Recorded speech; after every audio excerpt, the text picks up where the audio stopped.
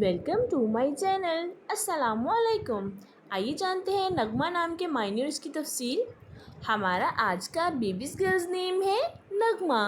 नगमा के इंग्लिश में स्पेल्स हैं NAGHMA नगमा। ये एक इस्लामिक नेम है और लड़कियों के लिए रखा जाता है ये नाम नगमा। ये फ़ारसी ज़ुबान का लफ्ज़ है और इस नेम के मायने हैं अच्छी आवाज़, गीत। नगमा इस नेम की तफसील है नगमा अंजुम, नगमा ख़ानम। इस तरह से हम ये नाम रख सकते हैं। आप भी अपने नाम का मायने जानने के लिए कमेंट्स में अपना नाम लिखें और मायने जानिए। एंड अपने नाम की स्पेशल वीडियो बनवाने के लिए भी आप मेरे कमेंट बॉक्स में अपना नाम कमेंट कर सकते हैं। And please like the video, subscribe my channel. Okay dears, फिर मिलेंगे न्यू नेम न्यू वीडियो के साथ। अपना ख्याल रखिएगा, दुआओं में याद रखिएगा। अल्लाह हाफिज़।